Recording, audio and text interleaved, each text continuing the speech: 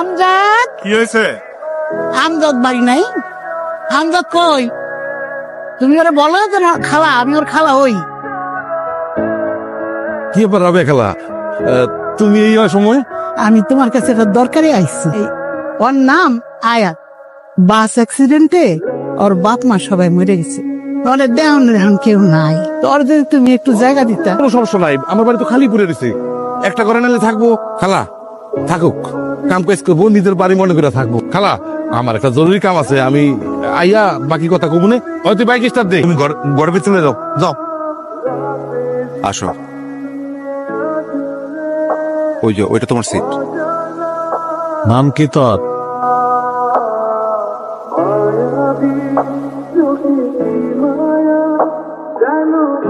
ও সাইদ, হা কইরে কি দেখতেছিস? কি দেখি বোঝো না দাদি? নাতির যে বিয়ের বয়স হয়েছে, চুলদারি পেকে গেছে। বিয়ে যে করবি, চাকরি করিস, ঘরের চাল তো সাদা, খাওয়াবি কি? কি কও দাদি? সকাল থেকে সন্ধ্যা অব্দি চাষার পিছনে ঘুরি, জমির হিসাব করি, কোর্ট কাছারি, বিচার সালিশ। সারাদিন আমি চাকরি তো করতেছি। বুঝলাম চাকরি করিস, মাইয়া ডেকে কোন বাড়ির মাইয়ে? আছে একজন, পরে কবানে। এক গিলাস পানি দেন দিনি।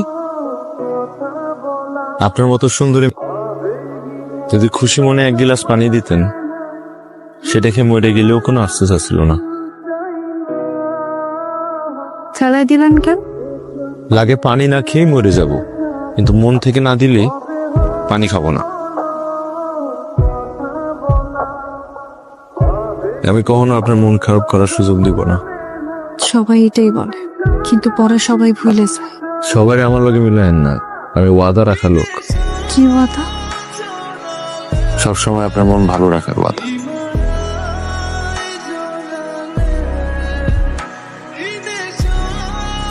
আপনাকে খোলা চলে সেরাম লাগে।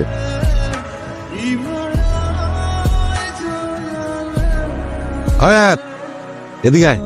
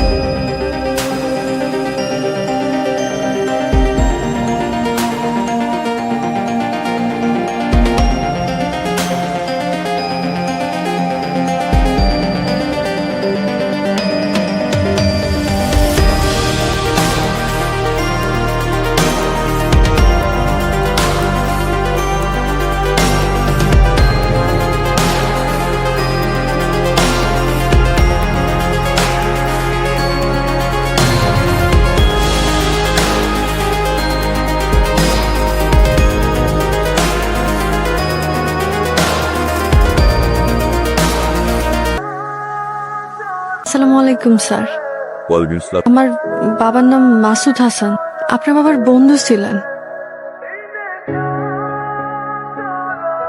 আমার কাছে আপনারে দেওয়ার মতো অত টাকা পয়সা নাই তো স্যার, দয়া করে সাইফরে বাঁচান।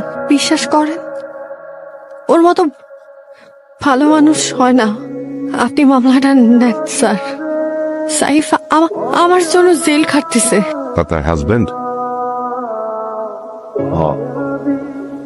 তার মানে একবারে বিয়ে করেন। দেখি ফাইলটা দেখি, ওগুলো আপনার কাছে রাখেন।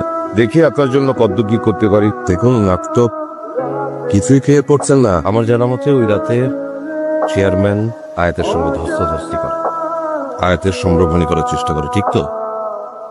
আমজাদরে ফাঁসি দিলি দেন, যা ইচ্ছা করেন। তারপরে ওই রাত নিয়ে কোনো উল্টোপাল্টা কথা বলবেন না। জানতে হবে, আপনি যদি আমাকে সবকিছু খুলে না বলেন, আমি তো কিছু করতে পারবো না। রাতে আসলে কি ঘটেছিল? আপনি কথা বোঝেন না। আমি এখানে আয়াতের অনুরোধে এসেছি।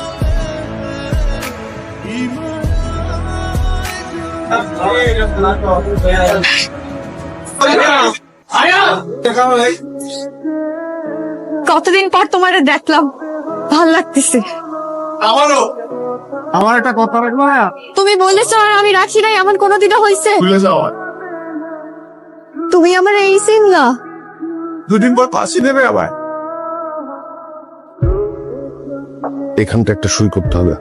আমি কোনোভাবেই আপনাকে আর সাহায্য করতে পারবো না, কারণ আপনি যে স্বীকারোক্তি দিয়েছেন তাতে আপনার ফাঁসি হয়েই যাবে। স্যার, আপনার কাছে আমার বেশি কিছু চাওয়ান্তি, তবে একটা অনুরোধ করি, আমার কি একদিনের জন্য জামিন দেওয়া যায়? জামিন? একজনের কথা দিচ্ছিলাম, তারে বিয়ে করুন।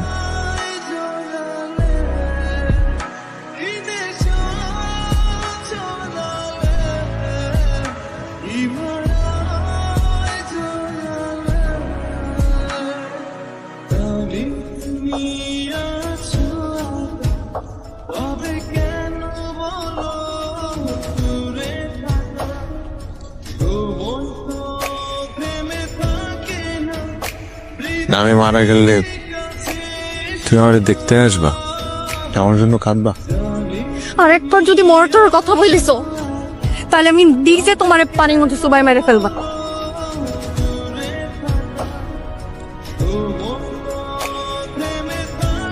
আদালতে উপস্থিত সমস্ত তথ্য প্রমাণ পর্যালোচনার পর আদালত এই সিদ্ধান্তে উপনীত হয়েছে যে স্বামী সাইবকে বাংলাদেশ দণ্ডবিধি ধারা 302 অনুযায়ী মৃত্যুদণ্ডে দণ্ডিত করা হলো।